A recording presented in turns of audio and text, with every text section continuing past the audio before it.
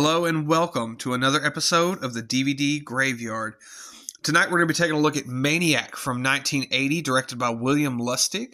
And this is one of those films that has really stuck with me ever since the first time I saw it.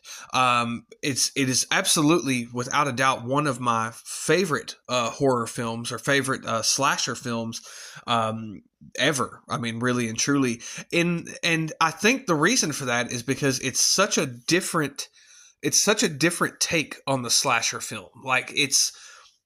I don't even know if I would, it's definitely a slasher movie, but I don't even know if I would classify it as that, because it's almost like a slasher or like a serial killer kind of character study. It kind of reminds me, I think I said it in the review I did for this, but it kind of reminds me of Henry, Portrait of a Serial Killer, or I guess that movie sort of reminds me of Maniac. Henry does. Anyway, I love this movie. It's always stuck with me. I can still remember when the first time I saw this. Now I don't remember exactly when it was. All I remember is I was in my teens, and I had a good friend of mine who really liked this movie and kind of brought it to my attention. And I just remember watching it and just being enthralled with it. I'd heard about it before plenty of times, just kind of through, this was of course in the early days of YouTube and the internet. And so I kind of heard about it, kind of here and there, but I'd never seen it. And finally got to see a copy. He finally got a copy of it, and I got to watch it. And I thought it was so great. And even to this day, it's one that really sticks with me, and I always get a blast out of watching this. Like, this movie is always just a great time. And it's a great little kind of, I don't even really want to say underground movie at this point, because I feel like everybody, every horror fan is a fan of this movie. And if you have not seen it, what are you doing? Go out and check this out. I think it's on Tubi, if I'm not mistaken, or pick up a DVD copy of it. And if you're a physical media collector, this should be in your collection, because this is just an excellent movie. This stars Joe Spinell, who plays Frank Zito, who actually wrote. I think he wrote kind of the story, and of course he co-wrote the screenplay of this movie. And he does such a great job. He's so creepy and so just spooky, but he's also very sympathetic at the same time. And that's kind of this one thing that this movie really has going for it is, Frank Zito is a piece of shit in this movie. I mean, he's horrible. He's a horrible murderer of women, but at the same time, you kind of feel bad for him. And I don't know if this is the first time that a movie was done in this way. The way, where we're kind of, especially a slasher film. Like I said, this was the early 80s. So we really didn't have a lot of slasher films. This was right at the dawn of the slasher films. So I don't really think that a movie had really been done in this way. Not that I know of off the top of my head. If I'm wrong, please correct me in the comments. But it's very different, and I could only imagine seeing this back in 1980. This must have blew people's fucking minds. This movie was crazy, because even when I saw this when I was younger in my teens, this movie really kind of tripped me out, and just has this really spooky, creepy, kind of grimy vibe to it. And especially on this DVD I have, which is the Blue Underground 30th Anniversary Edition. The quality of this DVD is not very good, but I think that kind of lends to this movie. It's again that whole sort of Texas Chainsaw aesthetic. Like I've said that in about that film a lot. Is I don't think that movie needs to be clear. I don't think it needs to be crystal clear and have excellent 4K picture quality, because it just adds to the griminess of the movie and that feeling that you get watching this movie. And it's definitely a grimy, sleazy, kind of gross, kind of grindhouse-esque sort of movie. And this is definitely one, that would have been probably been a grindhouse staple, if I'm not mistaken. So, like I said, if you haven't seen this, definitely check this out. I don't want to spoil it for you, for anybody who hasn't seen it. So, if you haven't seen it, stop what you're doing now. Go check this out, and then come back and we'll kind of talk about it. I'm not going to dive too deep on it, but I do want to talk about it. So, just as a quick aside, too, I want to mention this before I get too far into this. A good friend of mine, who I also, really loves this movie. Again, I think I showed it to him when we were teenagers, and and it's just one that's always really kind of. I didn't even know he really liked this movie as much as he does, but he's on YouTube. His channel is Radio Devil 669. You'll really like his EP, and he actually based it, I believe, around Maniac. But it's his one-man band project known as Schizotaph, and the EP is known as Dead Fiend. It released earlier this year. I definitely recommend you go and check that out if you are into some old school kind of badass death metal, because he did a great job. Like I said, a one-man band. He kicked ass, and he made some kick-ass music, so definitely go check that out. The album, I really like the album opens with that little kind of snippet from the trailer, I warned you not to go out tonight. So I love that. Did a great job. I'm glad he kind of paid tribute to this film, and even the album cover is kind of inspired by the cover of Maniac, the poster of Maniac. And speaking of the poster, that really is a really badass selling point to this movie, is because as soon as you see this poster, you're like, oh my god, I'm going to see some crazy shit. So anyway, like I said, I have the Blue Underground 30th anniversary edition. This has probably been out for some time. I think this DVD says it released around 2010. So this has been out for a while. So I'm just going to read the plot synopsis off the back. It is, again, it is a 2-disc special edition. It's got a lot of special features on this. So definitely pick this up if you get the chance. Frank Zito, a career performance by co-writer and co-executive producer Joe Spinell of Rocky and The Godfather fame. Yes, by the way, Joe Spinell is from Rocky. One of a few things he's been in. Is a deeply disturbed man haunted by the traumas of unspeakable childhood abuse, and when these horrific memories begin to scream inside his mind, Frank prowls the seedy streets of New York City to stalk and slaughter innocent young women. Now Frank has begun a relationship with a beautiful photographer, Caroline Monroe of The Spy Who Loved Me, yet his vile compulsions remain. These are the atrocities of a human monster. This is the story of a maniac. Directed by William Lustig of Maniac Cop and Vigilante. Maniac Cop's a good one as well. And featuring landmark gore effects by Tom Savini of Dawn of the Dead and Friday the 13th. This relentless, shocking, and disturbing film was originally censored all over the world due to its graphic violence. Blue Underground is now proud to present Maniac in a new 2K high-definition transfer from the original uncut and uncensored negative, loaded with hours of brand new extras. So yeah, that's another big name attached to this movie is Tom Savini. So the effects are going to be excellent. And Tom Savini actually plays in this movie in one of the most memorable scenes from this movie, which we'll kind of touch on that in just a minute. So this movie starts out, there's a couple on a beach who are just kind of laying around, chilling, kind of taking in the sights. I think they're actually taking a nap. But they are soon killed violently by Frank Zito. They're strangled with some sort of wire. And, of course, that's when we wake up and we are in Frank's house. And we get, of course, the main titles, Maniac, and just kind of see him going about his apartment. And they did such a damn good job with the set design on this. Frank's apartment is so fucking creepy and looks just like an actual serial killer's apartment, and it's just so gross looking. And I mean, some of the artwork he has hanging on the wall is so creepy. And his thing is he has all these mannequins around his house with all this dried blood on them from scalping his victims. And I guess he just so he's not alone, he kind of talks to all these mannequins. And of course we get a little bit of visual storytelling. Nothing is ever flat out explained, but we see that Frank's got all these scars all over his body. So you get the idea that he's gone through some abuse, which is later hinted at in the movie that the abuse was at the hands of his mother.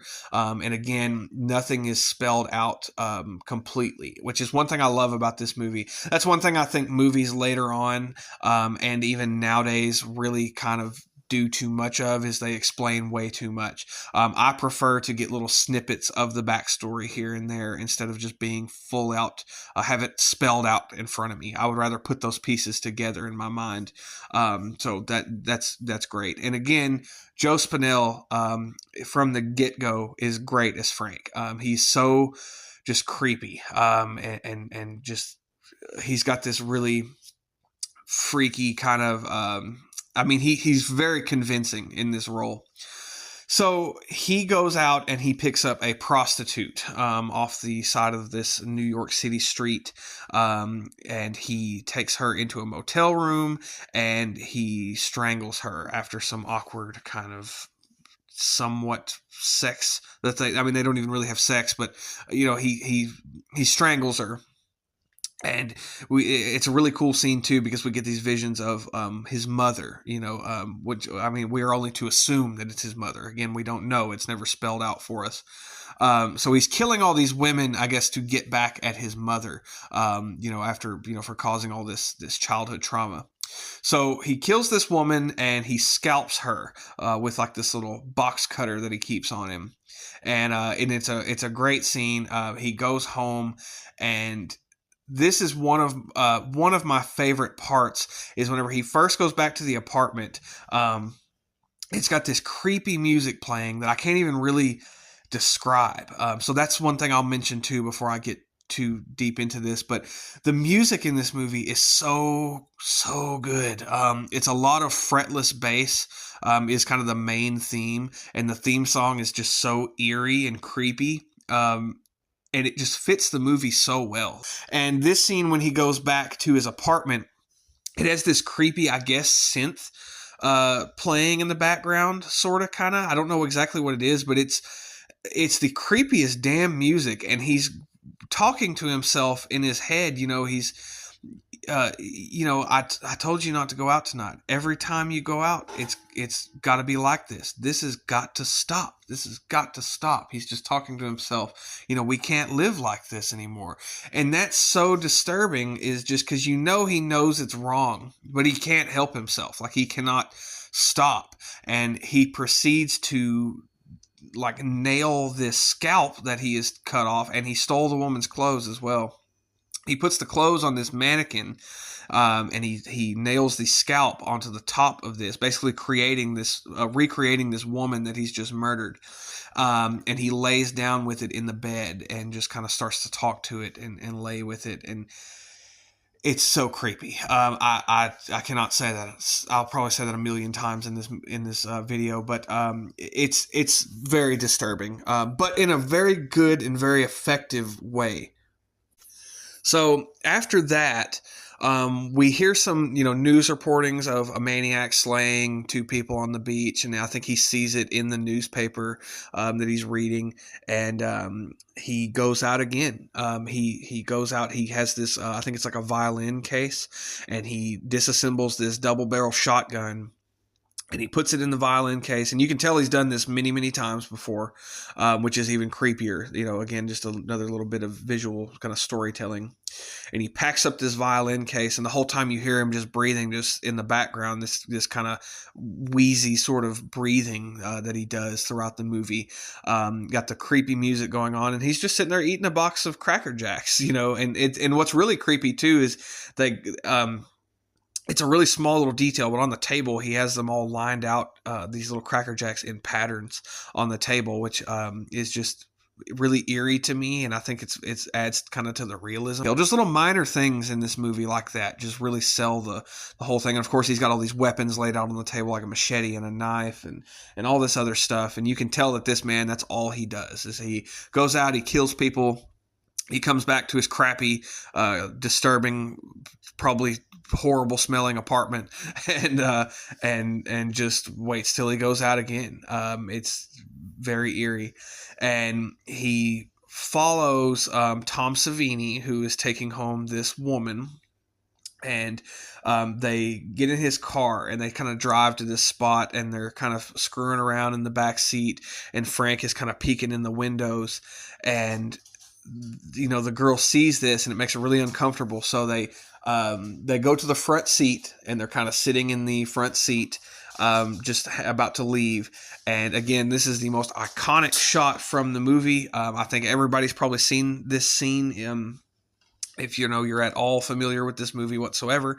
But they turn the headlights on and we see Frank in the kind of mist in front of the car, just lit up by the headlights. And he runs up on the hood, points the shotgun into the front window, and blows Tom Savini's fucking head off in this excellent display of just gore and brains and guts. And just it's such a cool effect. Again, I can't say enough about that. It was done so well. Great job. Anyway, he kills them. Goes back to his apartment, and that's kind of what a big portion of this movie is kind of us just following Frank around. So that's where again it kind of deviates from the typical sort of slasher film. Is normally we're following the victims and the killer is kind of on the outside and sort of coming in, like again with Jason Voorhees or Michael Myers or something like that.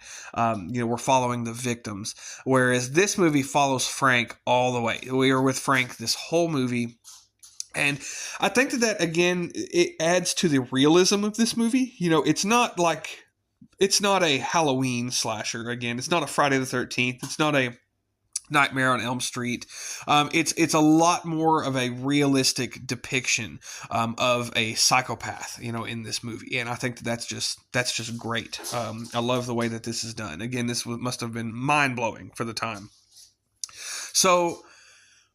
Again, we follow Frank. Frank ends up meeting this woman. She's a photographer, and he's actually doing really well with this lady. And what's even better is because we know who Frank is. Like, we know what Frank does. We know that he's this creepy dude, and it's the whole Alfred Hitchcock thing with the bomb under the table. We know that he is going to explode at any time, but she does not know that. And that's what makes it even more disturbing. And things finally come to a head, and they're actually doing really well. Frank is, again, doing well. He's very charming. Again, Joe Spinell plays this character brilliantly. He's a very charming guy, very likable. He's very nice. He just comes across as a very likable, sort of sympathetic, kind of quiet, kind of weird a little bit, but likable enough guy, and that makes him even creepier. And things all kind of come to a head when he goes to visit his mother's grave. Again, we get a little bit more sort of backstory, or not even really backstory, but pieces are kind of given to us, and we sort of have to put them together in the way that we think it fits. About his mother, and his mother, abused him when he was a kid. And that's kind of what he's projecting on all these victims is the image of his mother, I believe, at least is what I gathered from it. So he attacks this woman that he's kind of been dating, loosely, and she freaks out and she runs away. And of course, that's kind of the end of that relationship. And Frank goes back to his apartment, and he's just actually, I failed to mention this. His mother, this is a great scene that is still super creepy, to this day. I think holds up very well. His mother's corpse comes up out of the grave and grabs Frank and tries to pull him into the grave, and he pulls away, and he runs home, or he goes home, I should say. And so when he gets home, he lays down in bed and he's freaking out. And of course, because he knows he's busted at this point, and we know this. And all the mannequins around the room just become real. I mean, we see all the women that he's killed throughout this movie sort of come to life. And we get one of the best endings in a horror movie, period. Like, I love the way this ends. So excellent. Could not have ended this movie in a better way, in my opinion. But all of these mannequins come to life and basically rip Frank to pieces. I mean, they're ripping his his stomach open. They rip his head off of his body, and it's just so disturbing. it's even giving me the creeps kind of thinking about it now. And of course, we get that disturbing, freaky, creepy fucking music going on in the background. Just so great. And, we cut to the police arriving at Frank's house. They come inside, see him laying on the bed, and he has stabbed himself in the stomach with like a knife or like a little sword thing. And he's dead. He's on the bed and he is dead. And that is the end of the Maniac slayings. And the police just kind of look around the room and walk out and leave because they know that they have their guy. And right at the end, we zoom in, kind of close shot on Frank's face, and he opens his eyes, and we cut to black and get to the credits, implying that Frank is not dead. And also, again, more visual storytelling. All of that was in his mind, which I think is great. All of those women attacking him, in his mind came back and did this to him. And again, this movie could not have been ended in a better way. I mean, perfect way to end this movie. And that is Maniac from 1980. I love this movie. I love it passionately. This is one of probably one of my favorite horror films, favorite slasher films of all time. I would recommend this to anyone who is a hardcore horror fan. Anybody who just wants to watch something different and really disturbing. And if you like kind of character study type films, you will love this. I think this movie pairs really well with something like I said earlier, or in that last video, Henry, Portrait of a Serial Killer. I think this movie, goes great with something like that. This is way better than Henry, Portrait of a Serial Killer, but I think it would make a good little double feature to throw both of these on back to back if you're wanting to just watch some fucked up, gnarly shit happen. Can't recommend it enough. There was a sequel planned to this movie called Maniac, or actually I think it was just called Mr. Robbie, but it was Maniac 2, essentially, where Frank, I don't know if he's supposed to still be playing Frank. There's actually a promo reel on this Blue Underground DVD, but I haven't watched it in so long, I couldn't even tell you. But Frank was, it's still Joe Spinell, but he was playing like a children's TV show host who was murdering, I think pedophiles or something like that, to giving it a little bit more of a heroic angle. But again, I think it was supposed to have this realistic take. And if Joe Spinell would have gotten to write that, in the way that he wrote this, and if William Lustig had got to direct, I think it would have been excellent. I totally would have been okay with it, but I am perfectly fine with there not being a sequel to this movie. I'm perfectly okay with this being a one and done, because I'm a big fan of the kind of one and done, singular, strong, standalone films. That just, I don't think every movie in the world needs a sequel. I don't think every movie in the world needs a long backstory explanation. That's just me personally. That's how I feel. There is also a remake to this movie that came out in 2012 by the same name, Maniac. And I think that, I almost said Shia LaBeouf. It's not Shia LaBeouf, damn it. Elijah Wood is in it, if I'm not mistaken. I've started to watch it once, and but I don't really remember anything about it. I remember the beginning part of it. I remember a lot of POV shots being in it. That's the main thing I remember about it. Other than that, I don't really recall anything about it. I should probably watch it sometime soon, just to give it another shot. I remember not being happy to hear that there was a remake, because again, this is one of those that I don't feel like needs a remake. I don't think it needs to be redone. At all. I don't think it needed it. I think it's a perfectly strong movie that still holds up to this day, that is still just as horrifying as it was in 1980. I think it's a great film, and I highly recommend it. But like I said, maybe I'll watch the remake finally and see what I think about it. So anyway, I hope you enjoyed this video. I know that this was kind of a deviation from my Christmas films that I've been doing, but this movie does take place around Christmas time, and it was released December 26th of 1980. So I think it qualifies as a Christmas movie. Personally, that's just my opinion, but whatever. I hope you enjoyed this. Definitely go check out Maniac whenever you get the chance. It is streaming on Tubi. And if you get the chance to pick up the DVD, definitely go and do that. So until next time, I hope you enjoyed this. Look forward to more Christmas horror films to come in the near future. And as always, have a great night and goodbye.